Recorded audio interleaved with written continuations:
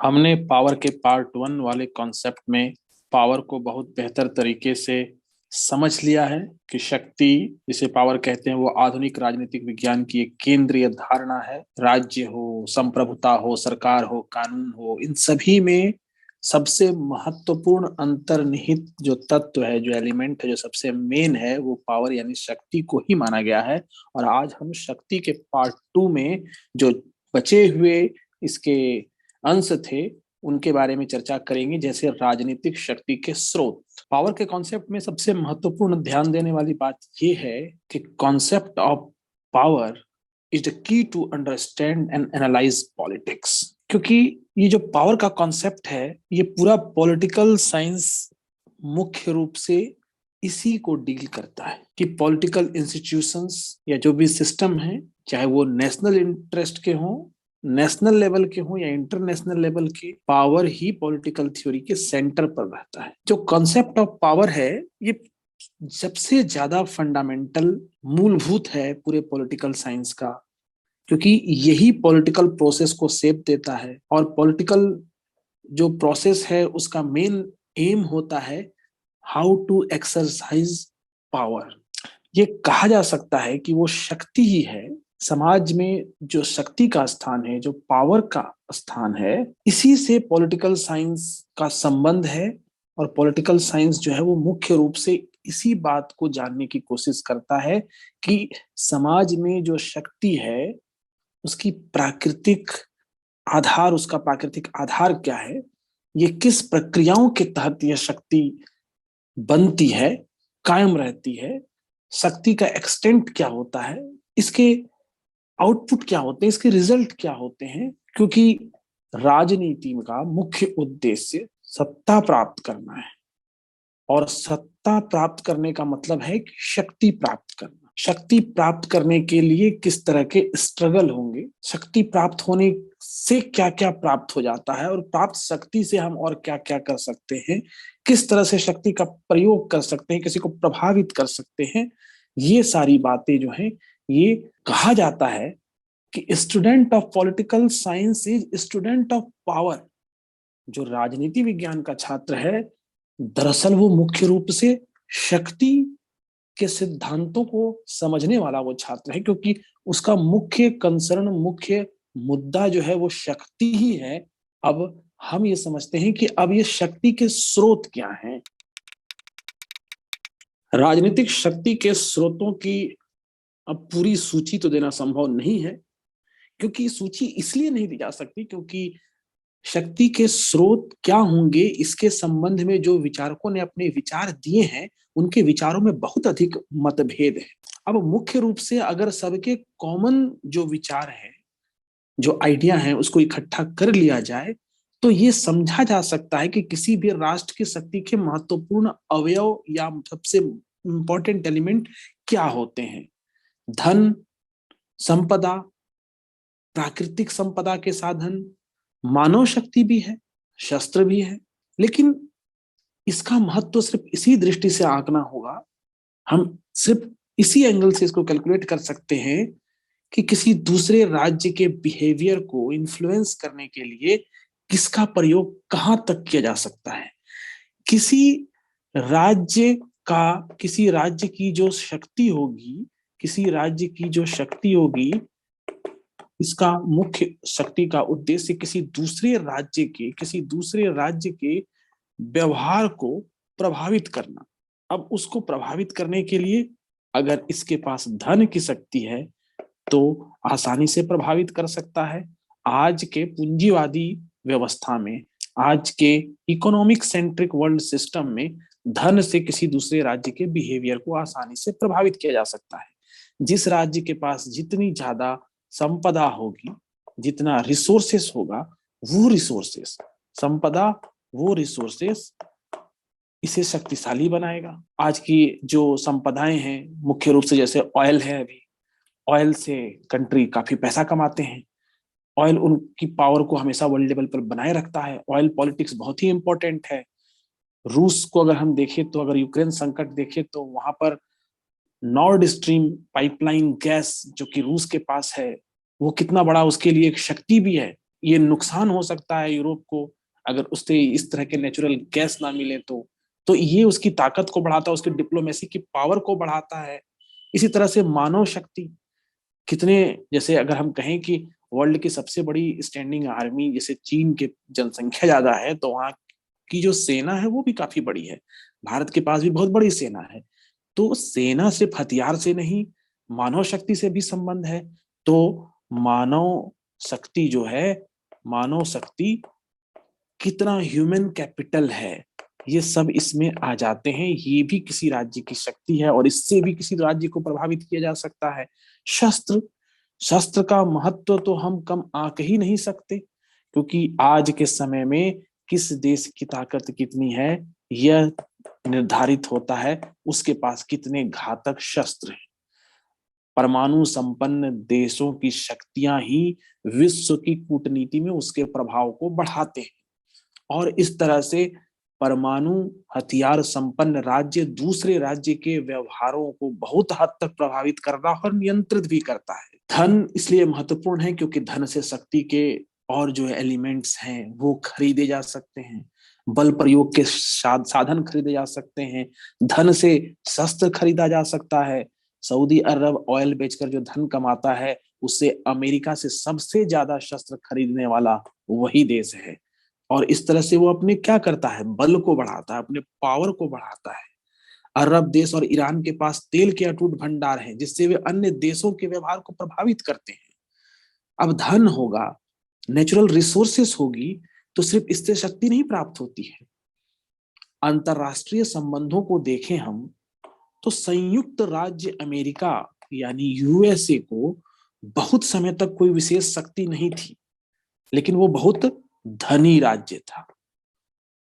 किसी राज्य या व्यक्ति की शक्ति जो है वो सिर्फ धन के होने से या धन का स्वामी हो जाने से नहीं हो जाती है, लेकिन इस धन का उपयोग कैसे करते हैं, इस धन को अपनी ताकत बनाते कैसे हैं, उससे समझ में आती है। आज के समय में वही देश या वही व्यक्ति ताकत से संपन्न है, पावर है उसके पास, जिसके पास पावर का सोर्स भी है, और जो अगर राष्ट्र की बात करें तो दूसरे राष्ट्र को प्रभावित कर सके, या व्यक्ति की बात करें तो दूसरे व्यक्ति के व्यवहार को प्रभावित करे और नियंत्रित कर सके, और जो चाहे उससे वो करवा सके। अब अगर हम विश्व को देखें और थोड़ा इतिहास में चले जाएं तो हम जर्मनी के बारे में सोचें। जर्मनी को देखें, पहले विश्व युद्ध से पहले अगर जो फर्स्ट वर्ल्ड वॉर हुआ था, फर्स्ट वर्ल्ड वॉर से पहले वो संसार के सबसे शक्तिशाली राष्ट्रों में एक था। लेकिन जब फर्स्ट वर्ल्ड वॉर में इसकी हार हो गई तो इसकी शक्ति भी बहुत कम हो गई। लेकिन द्वितीय विश्व युद्ध हुआ, और द्वितीय विश्व युद्ध के बाद तो जर्मनी दो टुकड़ों में बट गया।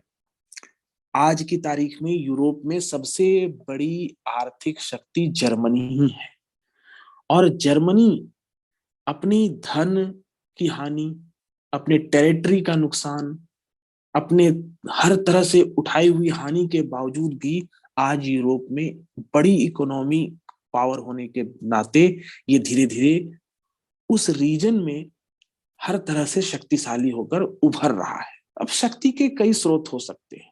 शक्ति का जो सबसे पहला स्रोत है कुछ विचारकों के अनुसार वो ज्ञान है।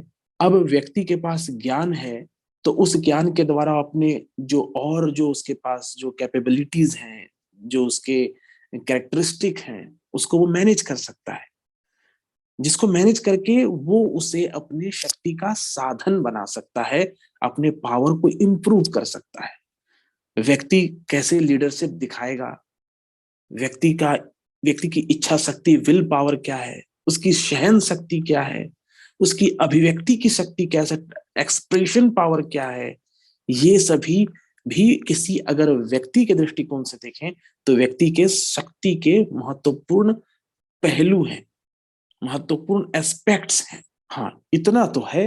संगठन, संगठन भी शक्ति का एक महत्वपूर्ण स्रोत है, और आज के मॉडर्न वर्ल्ड में तो मानते हैं कि संगठन ही शक्ति है, क्योंकि राष्ट्र का आकार शक्ति का स्रोत बन जाता है। अगर कोई देश बहुत बड़ा है तो उसमें शक्तिशाली बनने की क्षमता ज्यादा होगी। संगठन में शक्ति है, बड़ा से बड़ा संगठन लोकतंत्र में अपनी उस संगठित शक्ति के आधार पर नीति नियमों में परिवर्तन करा देता है या नीति नियमों को बदलने की शक्ति रखता है। अब जो शक्ति के स्रोत हैं, हम इसको समझने के बाद ये समझ सकते हैं कि शक्ति का जो प्रमुख प्रकार है जिसे हम राजनीतिक शक्ति कहते हैं और जिसकी हम पॉलिटिकल साइंस में जिसको हम पढ़ते हैं, आखिर राजनीतिक शक्ति कितने प्रकार के होते हैं या राजनीतिक शक्ति कैसे अभिव्यक्त की जाती है एक पॉलिटिकल सिस्टम में। तो राजनीतिक शक्ति को तीन रूपों में अभिव्यक्त किया जाता है मुख्यतः, और ये हैं, अगर हम पहला देखें तो शारीरिक शक्ति।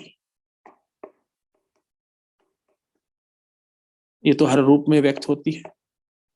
मनोवैज्ञानिक शक्ति और तीसरा आर्थिक शक्ति, जो आज के समय में राजनीतिक शक्ति का एक महत्वपूर्ण पहलू है।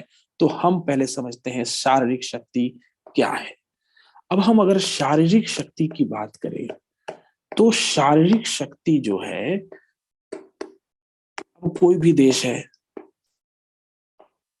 उस देश के अंदर राजनीतिक शक्ति का प्रयोग जो होगा वो किसी न किसी व्यक्ति या व्यक्ति के समूहों द्वारा ही होगा। और जब व्यक्ति की हम बात करते हैं तो शारीरिक शक्ति समझ में आती है, क्योंकि राजनीति, राष्ट्र में सरकार होगी, सरकार का प्रयोग राजनीति के द्वारा होगा, राजनीतिक सत्ता के द्वारा होगा, राजनीतिक सत्ता के अधीनस्थ होगा। और यहीं पर दो चीजें होगी संप्रभुता में। जब हम आंतरिक मामलों और बाह्य मामलों की बात करते हैं तो आंतरिक मामलों के लिए पुलिस होगी और बाह्य मामलों के लिए मिलिट्री होगी। और जब सेना इस तरह के राजनीतिक शक्ति के अधीन है, जब पुलिस इस तरह के राजनीतिक शक्ति के अधीन है, तो इस तरह से ये जो शक्तियां हैं वो शारीरिक शक्ति है, ये शारीरिक बल प्रयोग है। राज्य की शारीरिक शक्ति इसके कई घटकों में बटी रहती है। अब अगर सेना है तो स्थल सेना है, जल सेना है, वायु सेना है, परमाणु शक्ति को संभालने वाले लोग हैं, और पुलिस व्यवस्था है जहां राज्य अपने नियम और कानून को सख्ती से लागू करवाने के लिए या समाज में ऑर्डर को मेंटेन करने के लिए, पब्लिक ऑर्डर को बनाए रखने के लिए पुलिस बल का प्रयोग करते हैं। और इस शारीरिक शक्ति के द्वारा सिस्टम भी काफी बेहतर तरीके से मैनेज हुआ रहता है। अब हम मनोवैज्ञानिक शक्ति की बात करें, साइकोलॉजिकल पावर में सबसे ज्यादा सिंबल्स का बहुत इंपॉर्टेंट है। ऐसे सिंबल्स जो ह्यूमन ब्रेन, ह्यूमन इमोशन को इन्फ्लुएंस करते हैं, अफेक्ट करते हैं। और ऐसा कैसे होता है? प्रचार माध्यम से, कम्युनिकेशन से, एडवर्टीजमेंट से अपने विचारों को फैला के लोगों के जो विचार हैं और लोगों के कार्य हैं इसको नियंत्रित करने का ऐसा तरीका, साइकोलॉजिकली किसी को कंट्रोल करना बड़ी चतुराई से, और खास करके अंतरराष्ट्रीय राजनीति में इस तरह की शक्ति का प्रयोग हमेशा होता आया है। अंतरराष्ट्रीय राजनीति में बड़ी चतुराई से मनोवैज्ञानिक साइकोलॉजिकल पावर का प्रयोग किया जाता है। उदाहरण के तौर पे अरब इजराइल युद्ध के समय इजराइल ने बड़ी चतुराई से ऐसी बातों को फैला दिया कि उसके पास न्यूक्लियर बम है, और उस समय उसके पास न्यूक्लियर बम नहीं था। प्रचार माध्यमों का सहारा लेके, प्रोपेगेंडा का सहारा लेके जब युद्ध में इस तरह के भ्रामक विचारों को, बातों को फैलाया जाता है तो इसे प्रोपेगेंडा कहा जाता है। और प्रोपेगेंडा के द्वारा जब उसने इस बात को फैला दिया तो सैनिकों में डर हो गया। अरब के सभी सैनिकों में डर हो गया, नेतृत्व जिनके हाथ में था उनको डर हो गया, जनता डर गई कि अगर युद्ध आगे खिंचता है और आणविक बम का प्रयोग हो जाता है तो अस्तित्व ही खतरे में पड़ जाएगा। ऐसी खबर जो फैलाई गई, इसका एक ही मकसद था कि जो अरब राष्ट्र हैं उनके मनोबल को कम करना, उनके जोश को कम करना। और इस शक्ति के प्रयोग के द्वारा युद्ध में काफी बढ़त मिलती है। जब द्वितीय विश्व युद्ध होता था तो प्लेन से पर्चे गिराते थे, एक देश दूसरे देश के ऊपर प्लेन को फ्लाई करते थे और ऐसे पर्चे गिराते थे जिसमें ऐसी भ्रामक बातें होती थी जिससे कि वहां की सामान्य जनता साइकोलॉजिकली उसमें डर पैदा हो जाए। जैसे हमारे देश में भी द्वितीय विश्व युद्ध के समय कलकत्ते में ऐसी खबरें फैल गई थी कि अब बस जापान कलकत्ते पर आक्रमण करने ही वाला है। इसका मनोवैज्ञानिक जो फायदा है वो उठाने की कोशिश की जाती है। मनोवैज्ञानिक शक्ति, हमारे देश के पास भी न्यूक्लियर बम है, न्यूक्लियर शस्त्र है, या हमारे देश के पास कितने घातक शस्त्र हैं, इससे हमारा जो मनोवैज्ञानिक स्तर पर हमारी जो भावनाएं हैं, हमारा जो जोश है, हमारा जो आत्मविश्वास है अपने देश के प्रति वो ऊंचा रहता है और दूसरे देशों को पता चलता है कि इसके पास इस तरह की शक्ति है, इस तरह की एकता, अनुशासन है, तो वो कहीं ना कहीं डरे रहते हैं। हम भी अपने गणतंत्र दिवस जैसे अवसरों पर अपने जो हथियारों का प्रदर्शन करते हैं, इसका तो मुख्य उद्देश्य यही होता है, ध्येय यही होता है, एम यही होता है कि अपने पड़ोसियों को, विश्व के बहुत सारे देशों को ये दिखाना कि हमारे पास किस तरह के हथियार हैं, किस तरह की विनाशक क्षमता है और हमारे सैनिक कितने अनुशासित है, हम कितने आत्मनिर्भर हैं, कितने शक्तिशाली हैं। और करीब करीब हर देशों में इस तरह के प्रदर्शनों के लिए कोई ना कोई तारीख होती है। इस तरह के प्रदर्शनों का एक तरीका है जो उनके मनोवैज्ञानिक शक्ति को प्रदर्शित करता है, मनोविज्ञान में इसका प्रभाव पड़ता है।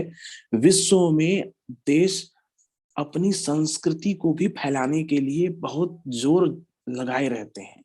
वो अलग अलग विधियों के द्वारा, अलग अलग तरीकों से अपने संस्कृति को दूसरे देशों तक पहुंचाने की कोशिश करते हैं, ताकि दूसरे देश में उस देश की जो कल्चर है, जो सिस्टम है, जो वहाँ की लैंग्वेज है, अगर उसका समावेश हो जाएगा तो कहीं ना कहीं उस देश से एक तार तो जुड़ ही जाता है और उस देश का जो सांस्कृतिक प्रभाव है वो जो पड़ जाता है। तो इससे होता क्या है कि कहीं ना कहीं शत्रु का मनोबल या उस देश का मनोबल जिसकी संस्कृति पर दूसरे देश की संस्कृति हावी हो जाती है, मनोबल को वो छीन करता है, साइकोलॉजिकली वीक करता है और उन देशों की बातों को स्वीकार करने के लिए कहीं ना कहीं चाहे अनचाहे मजबूर करता है, जो अपनी संस्कृति से दूसरे देश की संस्कृति को लाद देते हैं। और ऐसा आज के समय में आप देखें तो वेस्टर्न पावर हावी रहती है। चीन भी कुछ दशकों से भारत पर इसी तरह से हावी होने की कोशिश कर रहा है।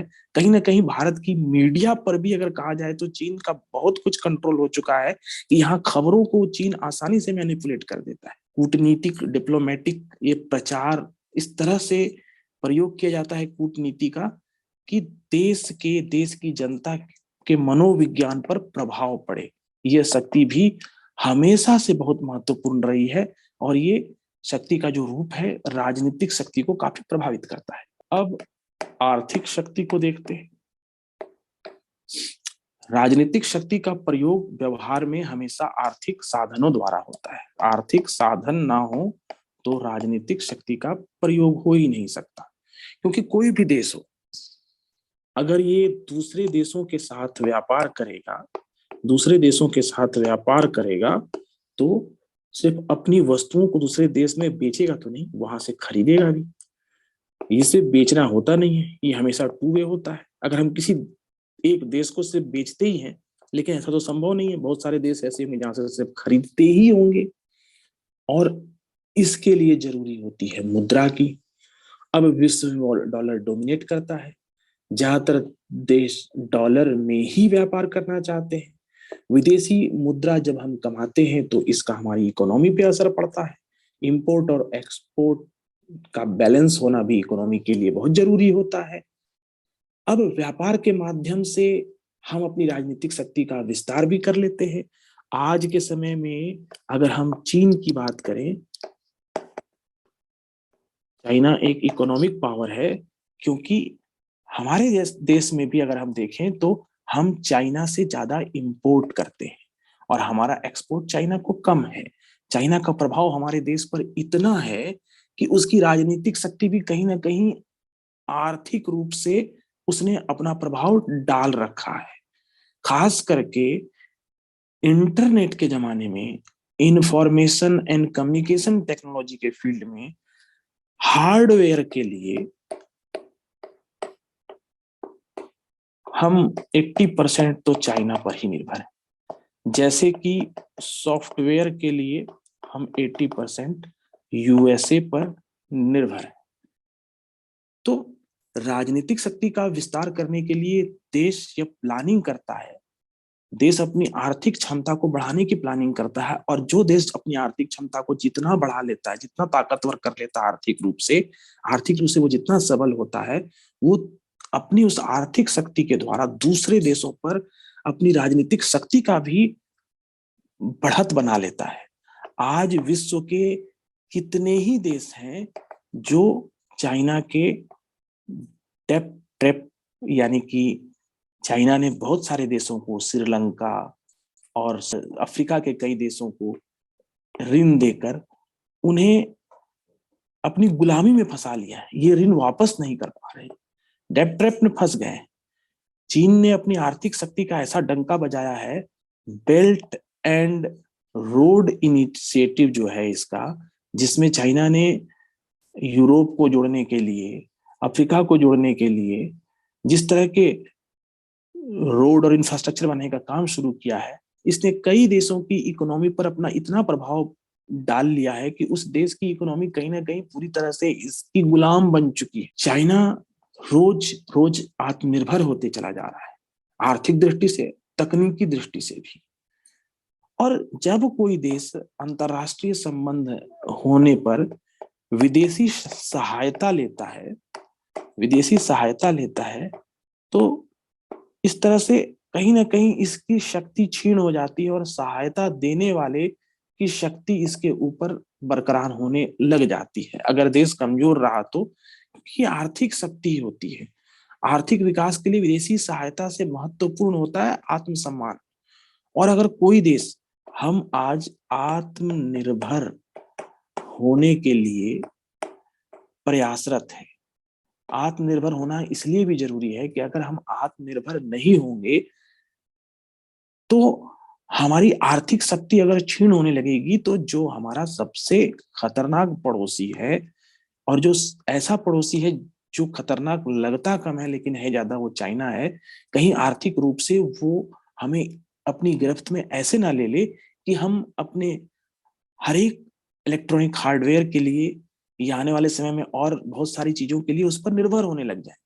उसकी आर्थिक शक्ति अगर बढ़ जाएगी तो वो हमारी राजनीतिक शक्ति को भी प्रभावित करना शुरू कर देगा, क्योंकि आर्थिक शक्ति के साथ राजनीतिक प्रभाव भी आना शुरू हो जाते हैं।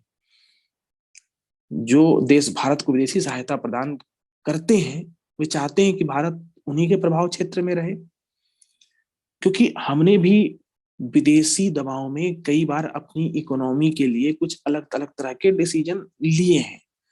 1966 में हमने अपने रुपए की वैल्यू काफी घटाई थी, क्योंकि वो विदेशी आर्थिक दबाव था।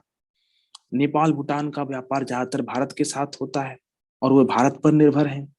हमने 1991 में जब LPG यानी कि लिबरलाइजेशन, प्राइवेटाइजेशन एंड ग्लोबलाइजेशन, इस पॉलिसी को अपनाया था 1991 में, तो ये IMF का दबाव भी था हम पर। हालांकि इसका एक वर्ग को काफी फायदा भी मिला, लेकिन ऐसा मानना है कि एक वर्ग आज भी इसी पॉलिसी के चलते उनकी गरीबी में काफी बढ़ोतरी हुई। कृषि क्षेत्र का जो इकोनॉमी में प्रतिशत था वो काफी गिर गया। अब बात ये आती है कि राजनीतिक शक्ति को प्रयोग में लाने की पद्धति क्या है। मान लें कि क और ख ये दो राष्ट्र हैं, एक राष्ट्र क है, एक ख है। अगर राष्ट्र के संदर्भ में शक्ति को समझना है तो, और व्यक्ति के संबंध में समझना है तो, इसे भी एक व्यक्ति मान लें और इसे भी एक व्यक्ति मान लें। और इन दोनों के बीच कोई समस्या है, कोई समस्या है।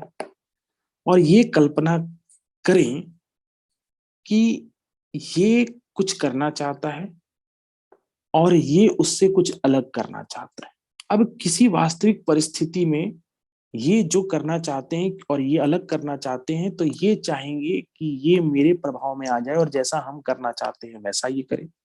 और उसी समय ये चाहेगा कि हम तो अलग तरीके से कर रहे हैं, ये मेरे ही तरीके से करे। तो अब ऐसी परिस्थिति में दोनों के पास ऑप्शंस क्या होंगे? पहला ऑप्शंस तो ये होगा कि ये दोनों एक दूसरे से बातचीत कर सकते हैं और दोनों एक दूसरे को समझा सकते हैं। समझने के बाद इन दोनों की एक अपनी अंडरस्टैंडिंग बन सकती है। जैसे कहते हैं, न हम इधर आएंगे न तुम इधर आओ, थोड़ा हम इधर आएंगे थोड़ा तुम इधर आओ। दूसरा वो ये कर सकते हैं कि इसमें से कोई एक दूसरे को कुछ विशेष लालच दे सकता है, अगर, लेकिन यहाँ डिपेंड ये करता है किसकी आर्थिक शक्ति ज्यादा है। अगर इसकी आर्थिक शक्ति ज्यादा है तो वो अपने ही तरीके से कार्य को करने के लिए इसे कुछ लालच दे सकता है, और अगर इसकी आर्थिक शक्ति ज्यादा है तो ये मेरे ही तरीके से कार्य हो इसके लिए इसे लालच दे सकता है। दूसरा, अगर इससे काम ना बने तो अब धमकी का प्रयोग होगा, थ्रेट का प्रयोग होगा। और थ्रेट का प्रयोग किस परिस्थिति में होता है? बल किसके पास ज्यादा है दूसरे को नुकसान पहुंचाने की। आर्थिक रूप से भी नुकसान पहुंचाया जा सकता है या डायरेक्ट बल प्रयोग करके, शारीरिक बल प्रयोग करके भी नुकसान पहुंचाया जा सकता है। इस ऑप्शन में भी यही बात होगी कि किसके पास इस तरह की शक्ति ज्यादा है, इसके पास या इसके पास, और कौन किसको नुकसान पहुंचाएगा। और चौथा यह हो सकता है कि दोनों के पास बल है, दोनों के पास शक्ति है, चाहे वो आर्थिक हो या शारीरिक हो, और दोनों अपनी आवश्यकता अनुसार बल का प्रयोग करते हैं। तो यहां ये जो इनके बीच संकट है, ये जो इनके बीच प्रॉब्लम होगी, ये सॉल्व होगी या नहीं होगी, ये सिर्फ इसी बात पर डिपेंड करेगा कि इन दोनों में से किसके पास ज्यादा शक्ति है। और जिसके पास ज्यादा शक्ति होगी वो दूसरे के ऊपर अपनी बातों को थोप पाएगा, अपने तरीके से कार्य कर पाएगा। और दोनों अगर शक्ति में बराबर हैं तब फिर इस समस्या को कहीं ना कहीं, जैसे जब दो देश आपस में लड़ते हैं और समस्या बढ़ती चली जाती है तो किसी तीसरे को पक्ष लेना पड़ता है और कहीं ना कहीं आपस में समझ बूझ के द्वारा एक कोई बीच का रास्ता ढूंढने का प्रयास किया जाता है। क्योंकि जब व्यवस्था में उथल पुथल होती है तो इससे और भी लोग प्रभावित होते हैं, और अगर देशों के संदर्भ में देखें तो और भी देश प्रभावित होते हैं, तो समझौते का दबाव भी बढ़ता है। यानी शक्ति को प्रयोग में लाने का सबसे सुगम तरीका समझाने बुझाने का ही होता है, क्योंकि समझाने बुझाने के जो परिणाम होते हैं वो अस्थायी होते हैं। अगर आज इसने अपनी ज्यादा ताकत के बल पर इसे अपने अनुसार करने को विवश कर लिया, और अगर कल इसकी ताकत कम हो गई और इसकी ताकत बढ़ गई, तो फिर ये अपनी ताकत के अनुसार ऐसा करने के लिए इसे बाध्य करेगा। लेकिन समझा बुझाकर अगर किसी विशेष स्थिति पर पहुंची गई है तो ये अस्थायी होगा और ये टिकेगा। तो इसका प्रयोग किया जा सकता है ताकि दोनों अपने विचारों को थोड़ा बदले और किसी ऐसे रास्ते को अपनाएं जिससे अस्थायी समाधान निकल सके, और राष्ट्रों के बीच ऐसा डिप्लोमेसी के द्वारा होता है। अंतरराष्ट्रीय व्यवस्था में तो राजनीतिक शक्ति के आधार पर राज्यों का वर्गीकरण भी किया जाता है।